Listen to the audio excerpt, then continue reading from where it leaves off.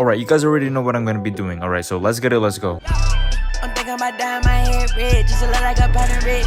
I don't know what it was, but there's some kind of digital screen you're adding in the background of your scenes that just makes it give this old fantasy look you see in 80s and 70s movies that I just love. I've never seen it being pulled off like this in Lego, so I'm gonna give you some points for that. Right about the entire video had amazing set design, and it's really crazy because some parts barely were shown and you still went out of your way to put the amount of detail you did. The story of this video is actually pretty good, but I gotta go back with the screen thing you did it previously. How do you do that? I need to copy that for my videos myself. Right now, I'm assuming you use some kind of like tablet because I know it's not green screen because it affects itself when you change the camera focus. You gotta tell me what it is, but for now this video is an 8 out of 10. I'm still keeping my higher standards since the previous review because I still feel like you could continue to practice your framing because there's some parts where there's just way too much headroom and you could learn more on how to balance out your shadows to get stronger lighting.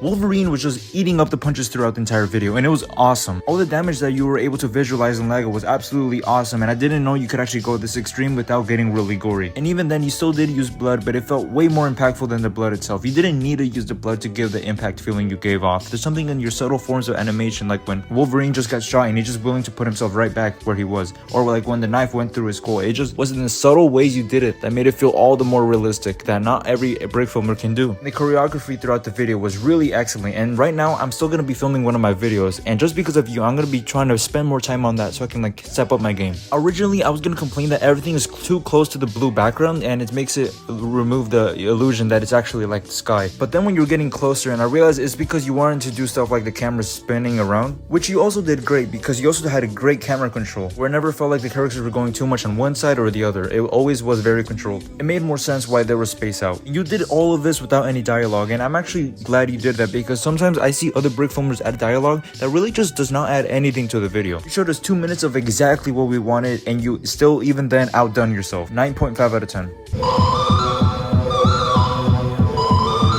Alright, I do have some mixed feelings for this video. I feel like story-wise, it would have been better if it was actually more in reverse. This is what I mean. Do the Spider-Man introduction with his original scene in the beginning, then you do the Electro fight, and after that, you make sure that there's a scene where Harry is suspecting that Spider-Man is Peter Parker. All the school stuff happens, right? And then there's another Electro scene, and then after that, Harry finds out that Spider-Man is Peter Parker, which would have ended with the scene you had with Spider-Man in this new suit. This would have given the video more of a structure and a more compelling intro, which is something you really need for the first episode of a series. I also really like the red lighting you gave for the majority of this video. I rarely see Lego animators try to do this, so it feels new and fresh. And I also see you try to get this faded look with the blacks in this video, and that's great if you kept it for the majority of the video because there were some parts that you just let it overclip, and by that I mean the whites just got way too white. Kind of ruined the balance of the video, especially when Peter Parker was eating food. And I'm not complaining for this as a whole because the parts with Electro make sense why that would be overexposed, right? Because his powers are literally electricity. There is some issues with the framing. It's not for the majority of the video. It's usually for the first half of the video where you just have people way too much on the sides. Like for example, when Eddie Brock was originally shown, you could have had the camera slightly pan onto him because the distortion of the camera kind of ruins his camera focus. Glad to say that I see a lot of potential for your series, but make sure you actually do finish your series because I've seen a lot of people say they're gonna make series and then they actually never finish it. That's why I rarely do videos outside of like 4 categories, and I'm not talking about like the reviews I'm doing right now. I'm talking about like my own Lego animations themselves. But yeah, for now I'm gonna be giving you a 7.5 out of 10. I still see a lot of improvement that could happen, so I'm gonna give some reviewing space for that.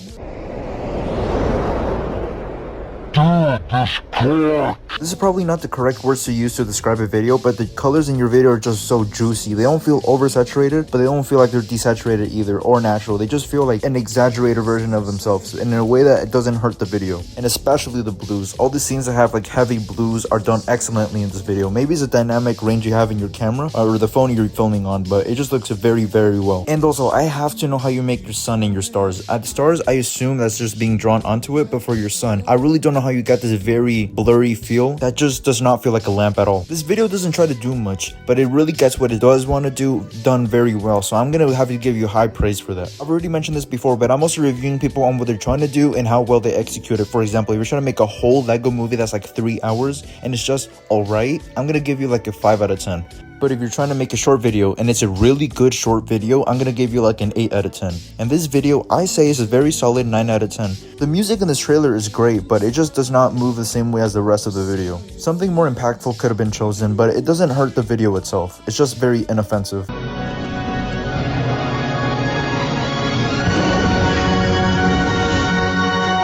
lot of LEGO animators fall into this issue when they have several people in a fight scene, which is that they don't know what to do with several people at the same time. So luckily, you were actually able to overcome this issue by having some people being knocked down and the rest trying to do something, and in between there's always something that's ruining it for the other people. This itself gave you some very intense choreography skills that not many people can just copy off the bat. Also, some subtle stuff that you did, like for example the Deadpool wink and Iron Man suit being put on, were actually really subtle but really excellently done. I'm really glad you were able to pull off some small things like that. Just try to get lighting that fills up more of parts of the video, and try to get the camera closer without having to zoom in all the time. Since this video does say it's 1080p, but since you're actually zooming in into a digital camera or phone, it's really more like a 480p. It just happens that the device you're using is very good at, cleaning up the small imperfections, because that's what the technology was made for. That's why I recommend to people to buy a macro lens, because this can bring you miles ahead, because you can actually get really close to your figures without having to do all the zooming in stuff. You deserve more views for this, but for now this is a 7 out of 10.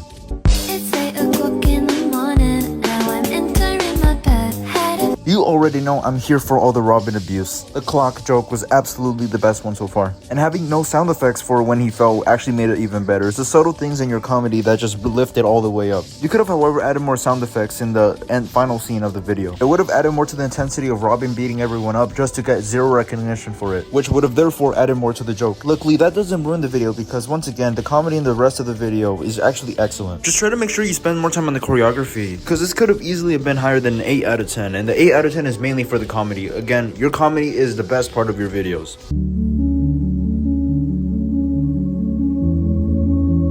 I absolutely adore the super thin depth of field you give to this video. It made it super alien in comparison to every other brick film I've seen. This very warm look you gave to it, just like the Spider-Man one, doesn't really go like this in most brick films, but you still went out of your way to do it, and it looked fabulous. It had a sweet ending, so I just don't want to say anything bad about the story, because there really wasn't much of a bad story you could have given it, since it was a very simple and short video. The set design was outstanding. You gave it layers, which made it miles ahead of what I've seen a lot of people do, especially like myself. I barely put this much effort to my backgrounds. The only thing you can actually improve on here that I can talk about is that the temperature of the camera is inconsistent. Like sometimes the lighting of the white is way more white than actual like orange. Me personally, I like the orange look you gave for this video, because it just looks very good with the browns and the tans that you show off in this video. Also, I really like what you did with the slow motion effect. It might have been some of the best stuff I've seen like that done in LEGO, because it was super subtle. It didn't try to show itself off to show how good you did it, but it looked amazing and it looked super well. Also, I really like that in the background you can see there was a skull in the back, so that means this is not the first time this guy has seen other people trespass on his land. And that subtle part of your set design just makes it so much better of a video. Fantastic video, 9.5 out of 10. What do I even say? This is like the one video I get in every review where it's better off for you guys to actually watch it yourselves than me explain to you what I like and what I don't like and what could have been better. I take a lot of inspiration from this guy on how to make fight scenes, especially with my newest video where I actually have to prove myself that I can be in the position I am. If there's anything I could say is that I love that Mighty Dude has gone out of his way to exaggerate the amount of gore in his videos even more. I remember there was a time where he would just exaggerate the blood, but now it's all the way to the point where it feels like the amount of organs in the body that come out is enough to almost fill up Dave Blunt's. And I love how exaggerated it gets. I'm always down for exaggeration in a LEGO video. I'm not talking about like the normal exaggeration that you see people trying to copy Edibound for. I'm talking about original, actual, precious forms of creativity. No one does it like Mighty Dude. Easily 10 out of 10. This is a very rare kind of brick film. This is a kind of brick film that actually is better off being less saturated. If you went grayer for this video, I feel like that would just add more to the intensity. And there's something else I would change about this video. I see that you're using the normal aspect ratio, but in reality, I feel like a longer, wider aspect ratio would have helped you out more. And I noticed this when there was a guy using the machine gun, and it actually would have been better if there was like less space from above and the bottom. And with something like trench warfare, I feel like that would have minimized the effort you need to go into build some parts of the scenes, especially when people are only going to be looking at the soldiers going from side to side. I also have to call out that this is some of the best set design I've seen you have in a video. I genuinely need to be stepping up my game if I want to be reviewing other people's content. You mentioned in the description that you're sorry for the video lighting, but I feel like the video lighting you gave it off was actually an improvement for the video, because I put the video in black and white as well in my second rewatch, and I noticed that all the lighting and the things you do in the video actually don't really hurt the video at all. You give it a very realistic sense, and there's nothing bad with that, especially with a historical video. I'm happy to say that this video is a 9 out of 10. In my restless dreams, I see that town, Wow, what a way to continue your series. Alright, let's begin with the obvious that this video is so much more intense than the first one, and it feels like it's such a genuine continuation. It keeps all of the emotion from the first one and enhances it by at least 1000%. An excellent use of the music. And also I just love how you have the Lego bricks move like actual blood and like it drips and all that. I can't even imagine how long it would take to animate that. Especially when I see people get blasted and stretched out just for a bit. It's the subtle things like that I see in other people's brick films that I just adore. It shows how much you guys actually love the craft of what you're animating. There's only one small issue in the entire video, and it's just that in the end it was just harder to understand the people speaking, and also that there was a part where it just didn't feel like it was necessary. For example, like when Dan Wick was talking about his dog, I feel like that should have just been cut to the flashbacks instead of him speaking about it, because some things are just better off being shown than just being said. That part itself doesn't really hurt the video because some people just prefer it that way. That's more of a me personal thing. I'm gonna break my rules here, and I'm not gonna give it a 0.0 or a 0.5. I'm gonna give you a 9.7 out of 10 because I feel like the most accurate rating I could give this video, because you guys can watch it for yourselves. Is this not accurate? Tell me in the comments below. And for today, I feel like I've gotten enough people for the review. This was mostly to catch up on the people that didn't make it to the previous video, which was a huge video, and some people were just cut off, and I had to finish it here. I hope you guys like and subscribe, and have a great time. If you guys want to be a part of it, just tell me in the comments of this video below, and I'll gladly make another one. See you guys later.